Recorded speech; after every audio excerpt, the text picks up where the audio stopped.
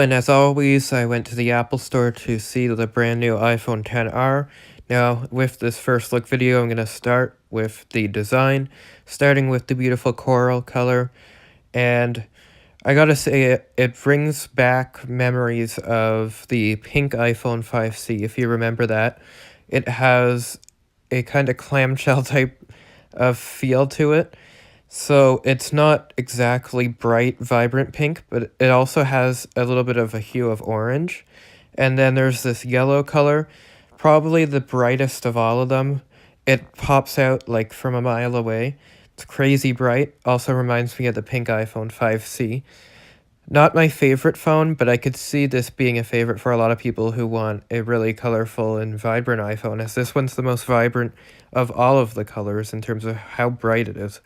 And you could see the comparison of the coral and the yellow iPhone XR. The coral is a lot darker. It has the pink and orange mix, and this is my favorite color of them all, the beautiful, stunning, amazing blue. And I love just how much detail Apple put into it. You could even see the aluminum band is perfectly colored, and the back is very flashy, not as flashy as the yellow, but still quite flashy, and it's a brighter color than what you'd see on, say, the blue iPod Touch that Apple offers, the newer ones. This is a really bright, flashy blue, and I always feel that Apple does a really good job at making their blue products. They always have really good blue hues, and this is no exception. I love this. This is my favorite color of them all, and so many wallpapers work well with the blue one, and you could see that here. There's a different wallpaper. Yeah, I don't even know what to say. I just love the blue color. So the yellow, the blue, and the coral are the really popping colors. Those are really bright colors. And you also have this product red. Apple didn't wait until later in the year to release the product red edition this time, which is very good, very exciting, and very relieving that we didn't have to wait that long, because it looks beautiful and it helps for a great cause if you want to do that. And then if you're one of the basic people like me, you could get the black iPhone XR. I got a black, space gray iPhone X, and the XR looks very much identical to it in terms of the coloring. It's pretty much identical, just a different smartphone. So very similar, basic there, and another basic color is white. I'm always a sucker for the white colors. I'm very impressed with it this year. It looks really cool. Again, it reminds me of the white iPhone 5C with the black front and the white back. But nonetheless, it's a basic option, but it's for somebody who doesn't want the crazy insane colors, but they still want that cheap price tag of the iPhone XR, as opposed to getting the iPhone XS or iPhone XS Max, for example. So now I'm going to start going into the different features, the things that you'll lose going from an iPhone XR compared to an iPhone XS or iPhone X, and also the little benefits you get and what makes this phone so worth it for someone who wants a nice affordable iPhone. So first off, you're losing 3D touch, as you could see.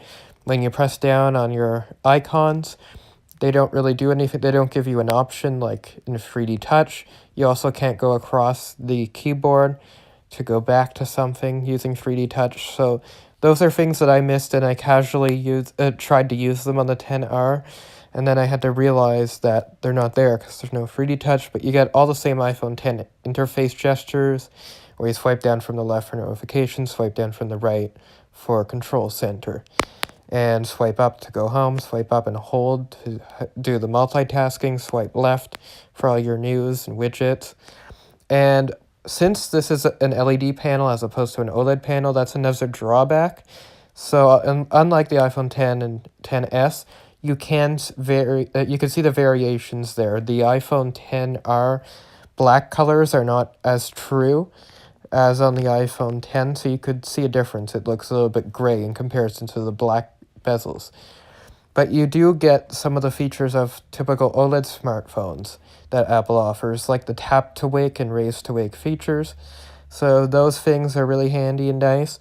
And within portrait mode, the one drawback, since you only have a single camera, is you don't have the telephoto lens to detect pets or items. So the only way you can take portraits with the rear camera, the only things you can take pictures of, is people. As you can see, it didn't see a person there, so it didn't take a picture. However, on the front camera, you basically get everything portrait mode wise that you'd see on the iPhone 10, iPhone 10s, and iPhone 10s Max, as you can see. I really love the portrait mode on the iPhone 10R, but it's really no different than on the iPhone 10 and iPhone 10s when taking the front camera into consideration. And it also has the new beautiful feature of the iPhone 10s and 10s Max where you could switch modes and switch different all these different settings live in real time on your phone in the photo app for your portrait photos. Yeah, in summary, the iPhone 10R is like a more affordable iPhone 10 to reach a broader range of markets. However, it still has a lot of the iPhone 10's features, with, of course, some drawbacks like a lower quality display, lack of 3D touch, and lack of dual cameras. But you still get a lot of really good features, and this will be a good phone for anyone who doesn't need the very absolute highest top-of-the-line smartphone, but still wants a smartphone that will stick around and stay fast for a little while.